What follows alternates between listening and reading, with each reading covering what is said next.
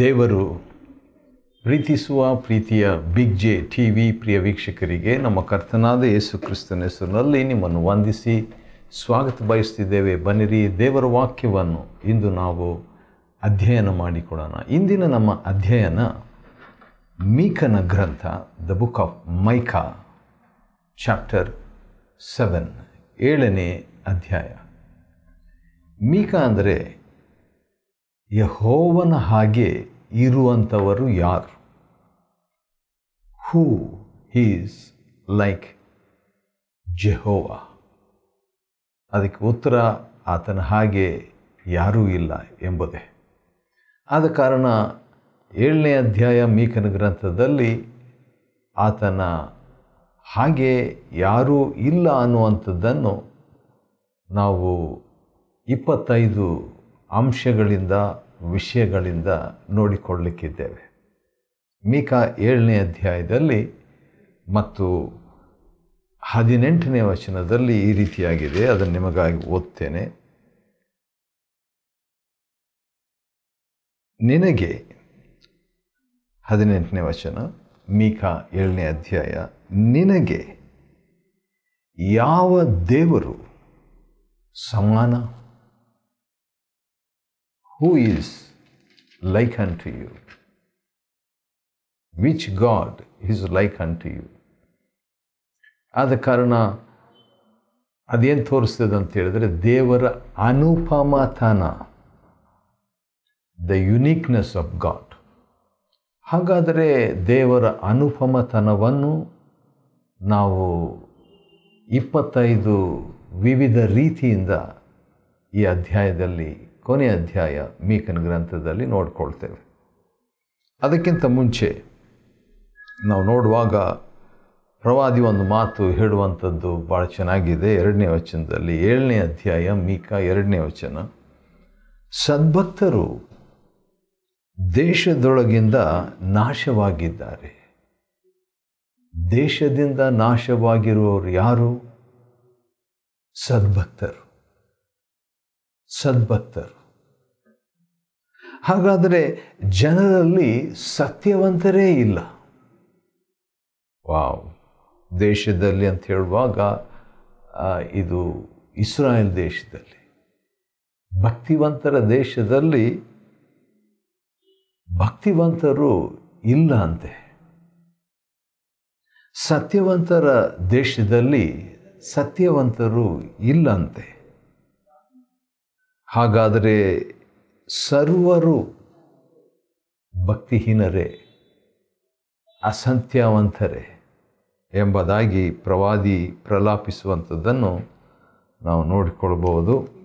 ಯಾಕಂತೇಳಿದರೆ ಪರಿಸ್ಥಿತಿ ಹೇಗಿದೆ ಅಂದರೆ, ಬೇಟೆಯಾಡ್ತಾರೆ 2ನೇ ವಚನ, ಲಂಚ ತಗೊಳ್ತಾರೆ 3ನೇ ವಚನ, ದುರಾಶೆ, ಕುಯುಕ್ತಿ ಮತ್ತು ಭ್ರಾಂತಿ, ತುಚ್ಛೀಕರಿಸುವಂಥದ್ದು, ಎದುರು ಹೇಳುವಂಥದ್ದು 6ನೇ ವಚನ, ವಿರೋಧ. ಈ ರೀತಿಯಾಗಿ ಒಂದು ಮನೆಗೆ ಅಥವಾ ಒಬ್ಬ ಮನುಷ್ಯನಿಗೆ ಅವನ ಮನೆಯವರೇ ವೈರಿಗಳು ಎಂಬಂಥ ರೀತಿಯಲ್ಲಿ ಇರುವಂಥ ಪರಿಸ್ಥಿತಿಯಲ್ಲಿ ಈಗ ದೇವರನ್ನು ನಾವು ದೃಷ್ಟಿಸಬೇಕಾಗ್ತದೆ. ಆತನ ಅನುಪಮತನವನ್ನು ಕಾಣಬೇಕಾಗ್ತದೆ. ಆತನ ಅನುಪಮತನವನ್ನು ಕಾಣಬೇಕಾಗ್ತದೆ. ಹೇಗೆ ಅಂದರೆ, ಪ್ರಕಟಣೆಯಿಂದ 7ನೇ ಅಧ್ಯಾಯ 7ನೇ ವಚನದಿಂದ 20ನೇ ವಚನದವರೆಗೆ ದೇವರ 25 ಅನುಪಮತನಗಳನ್ನು ನಾವು ನೋಡಿಕೊಳ್ಳೋಣ. 25 ಯುನೀಕ್ನೆಸ್ ಅಬೌಟ್ ಯಾವೆ, ಯೆಹೋವನ ಸದಾ ಇರುವಾತನ, ಎಂಥವನಾಗಿರುವನೋ ಅಂಥವನಾಗಿರುವಾತನ 25 ಅನುಪಮತನಗಳು.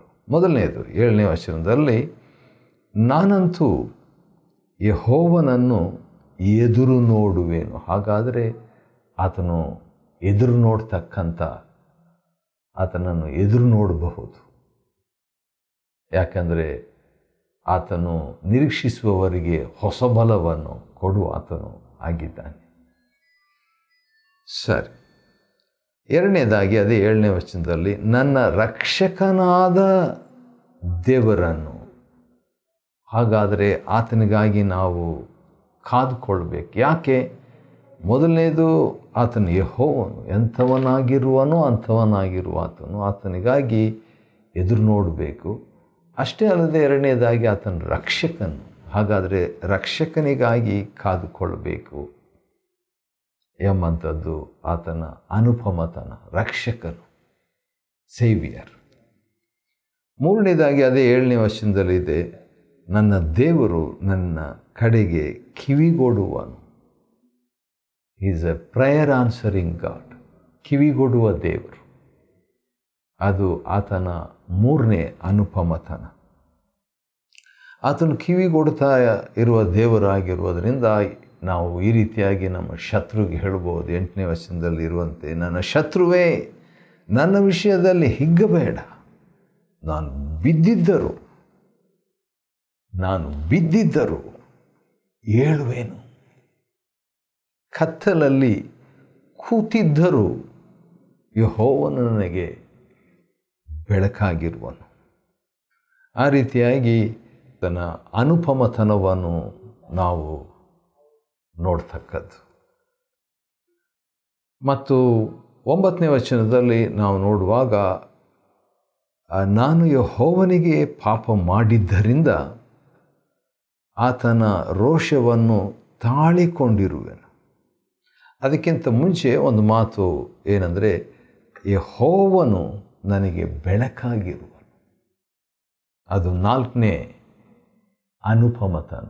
God is our light.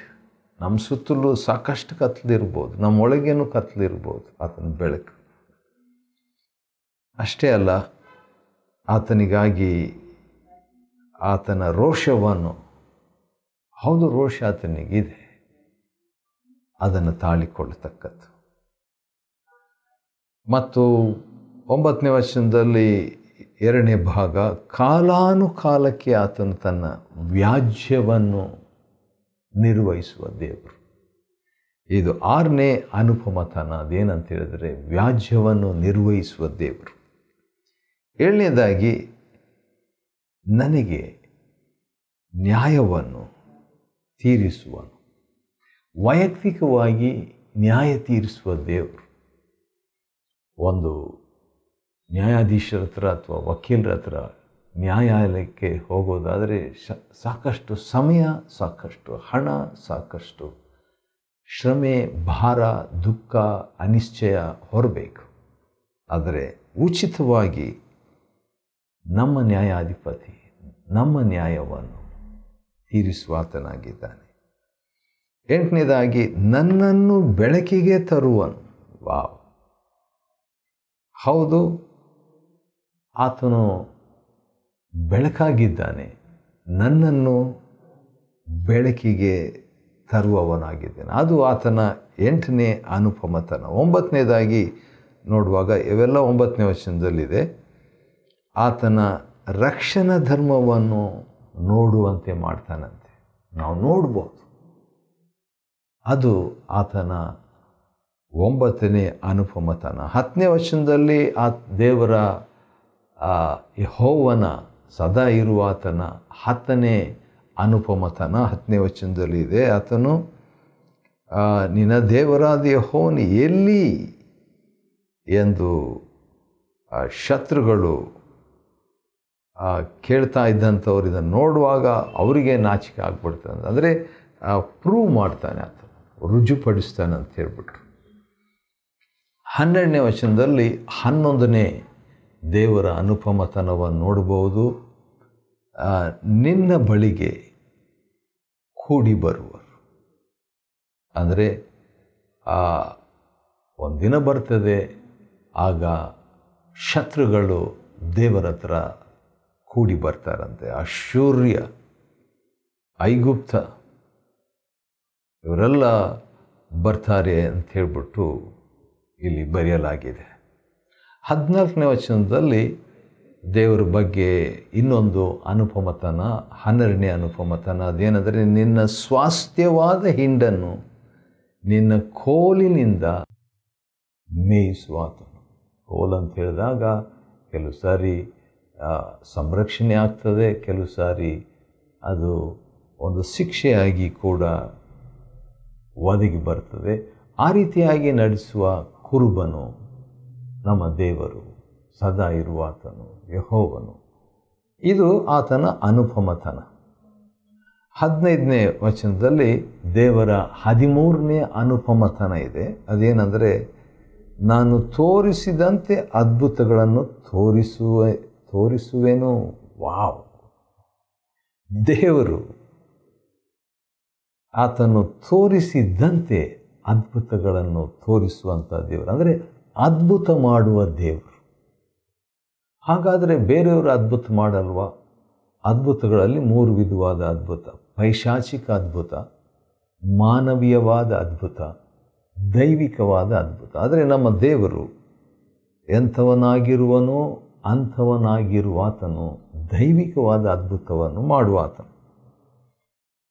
17ನೇ ವಚನದಲ್ಲಿ ದೇವರ ಮತ್ತೊಂದು ಅನುಪಮತನ, 14ನೇ ಅನುಪಮತನ. ಅದೇನೆಂದರೆ, ಯೆಹೋವನೆಂಬ ನಮ್ಮ ದೇವರಾದ ನಿನ್ನನ್ನು ಅಂಜುತ್ತಾ ಸಮೀಪಿಸಿ. ಹಾಗಾದರೆ ಆತನನ್ನು ಸಮೀಪಿಸತಕ್ಕ ದೇವರು. ನನ್ನ ಸಮೀಪಿಸಬಾರದು ಎಂಬುದಾಗಿ ಅಲ್ಲ, ಈ ದೇವರು ಸಮೀಪಿಸತಕ್ಕ ದೇವರು ಆಗಿರುವ ಆತನಾಗಿದ್ದಾನೆ. ಒಂದು ವಾಕ್ಯ ಹಳೆ ಒಡಂಬಡಿಕೆಯಲ್ಲಿ, ಅಂದರೆ ಯೆರೆಮೀಯನ ಗ್ರಂಥದಲ್ಲಿ ಇರುವಂಥದ್ದು ಯಾವ ರೀತಿಯಾಗಿದೆ ಅಂತ ನೋಡೋಣ. ಅದೇನಂತ ಹೇಳಿದ್ರೆ, ದೇವರು ತನ್ನ ಅನುಪಮತನದ ಬಗ್ಗೆ ಒಂದು ಕಡೆ ಯೆರೆಮೀಯನಿಗೆ ತಿಳಿಸುವಂಥ ಮಾತು.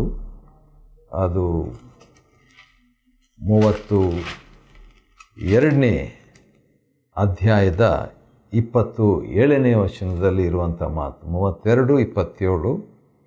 ಇಗೋ, ನಾನು ಯೆಹೋವನು, ನರಪ್ರಾಣಿಗೆಲ್ಲ ದೇವರು, ನನಗೆ ಅಸಾಧ್ಯವಾದದ್ದುಂಟೋ? ಹಾಗಾದರೆ ದೇವರಿಗೆ ಅಸಾಧ್ಯವಾದದ್ದು ಯಾವುದೂ ಇಲ್ಲ. ಆತನು ಸಮೀಪಿಸ್ತಕ್ಕಂಥ ದೇವರು. 18ನೇ ವಚನದಲ್ಲಿ ದೇವರ ಮತ್ತೊಂದು ಅನುಪಮತನ ಇದೆ. ಯಾಕಂದರೆ ಮೀಕಾ ಅಂತ ಹೇಳಿದರೆ, ನಿನ್ನ ಹಾಗೆ ಇರುವವರು ಯಾರು ಯೆಹೋವನೇ? ಸದಾ ಇರುವಾತನೇ, ನಿನ್ನ ಹಾಗೆ ಯಾರಿದ್ದಾರೆ ಎಂಬ ಅರ್ಥ ಮೀಕಾ. ಹಾಗಾದರೆ ಇದೇನು ತೋರಿಸ್ತದೆ? ಆತನ ಅನುಪಮತನವನ್ನು ತೋರಿಸ್ತದೆ. ಹಾಗಾದರೆ ಆತನ ಹಾಗೆ ಇರುವಂಥವರು ಯಾರು ಅಂತ 18ನೇ ವಚನದಲ್ಲಿ ಆ ಪ್ರಶ್ನೆ ಕೇಳಿದಾಗ ಅದಕ್ಕೆ ಉತ್ತರ ಯಾರೂ ಇಲ್ಲ. ಆತನಿಗೆ ಸರಿಸಾಟಿ ಆತನೇ.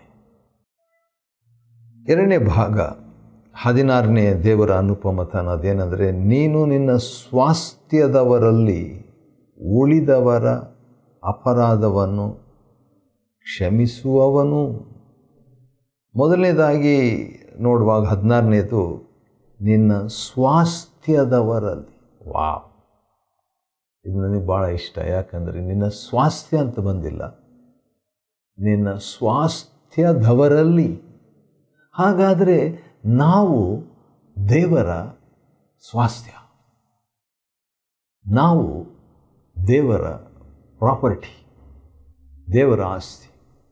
ದೇವರು ನಮ್ಮನ್ನು ಆಸ್ತಿಯೋಪಾದಿಯಲ್ಲಿ ನಡೆಸ್ತಾನೆ.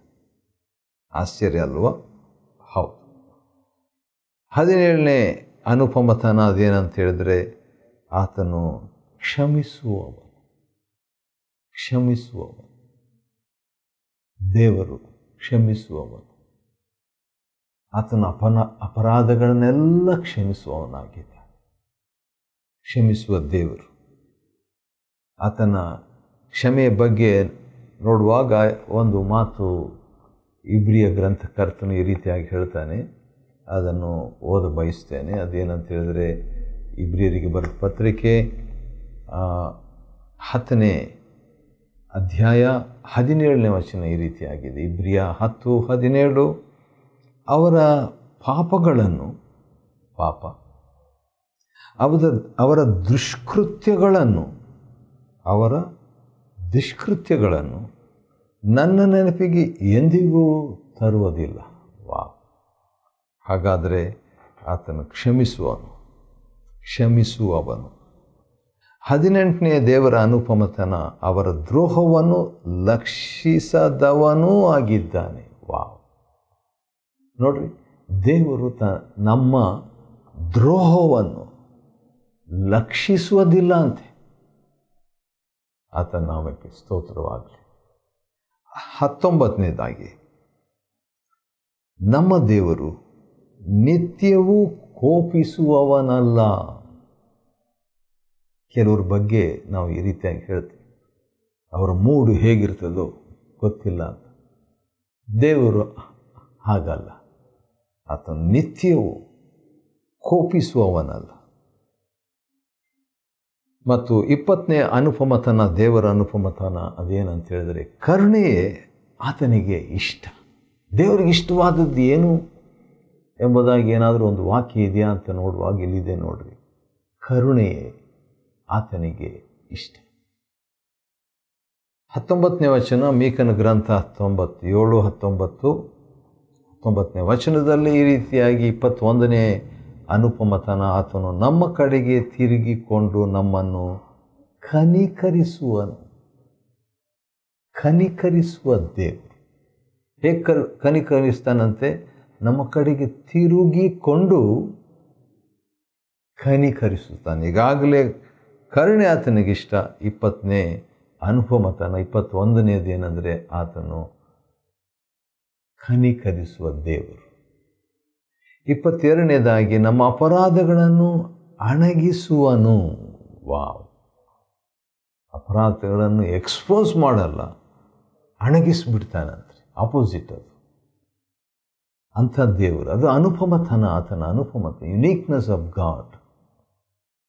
23ನೇದಾಗಿ, ದೇವರ ಮತ್ತೊಂದು ಅನುಪಮತನ ಇದೆ. ಅದೇನೆಂದರೆ, ಆತನು ತನ್ನ ಜನರ ಪಾಪಗಳನ್ನೆಲ್ಲ ಸಮುದ್ರದ ತೆಳಕ್ಕೆ ಬಿಸಾಟ್ ಬಿಡುವ ಆತನಾಗಿದ್ದಾನೆ.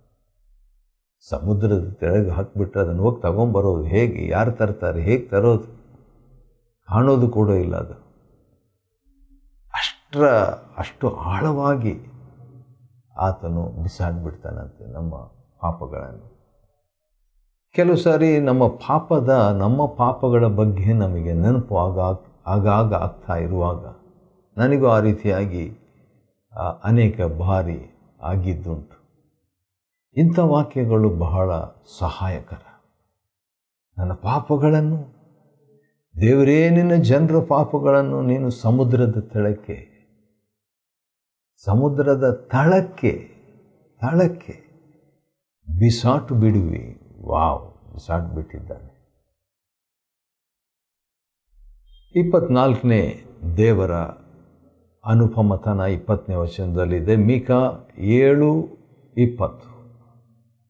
ಅದೇನಂತ ಹೇಳಿದರೆ, ದೇವರು ಯಾಕೋಬನ 2ನೇ ಭಾಗ, ಯಾಕೋಬನ ವಂಶದವರಿಗೆ ಸತ್ಯಪರನಾಗಿದ್ದಾನಂತೆ. ಯಾಕೋಬ ಅಂತ ಹೇಳಿದರೆ ವಂಚಕನು, ವಶಪಡಿಸಿಕೊಳ್ಳುವವನು. ಆದರೂ ಕೂಡ ಅಂಥ ವ್ಯಕ್ತಿಯ ಸಂತಾನಕ್ಕೆ ಆತನು ಸತ್ಯಪರನಾಗಿದ್ದಾನೆ. ಕೊನೆಯದಾಗಿ 25 ದೇವರ ಅನುಪಮತನಗಳಿವೆ. ಅದರಲ್ಲಿ 25ನೇದೇನೆಂದರೆ, ಅಬ್ರಹಾಮನ ವಂಶದವರಿಗೆ ಪ್ರೀತಿಪರನಾಗಿ ನಡೆಯುವನು.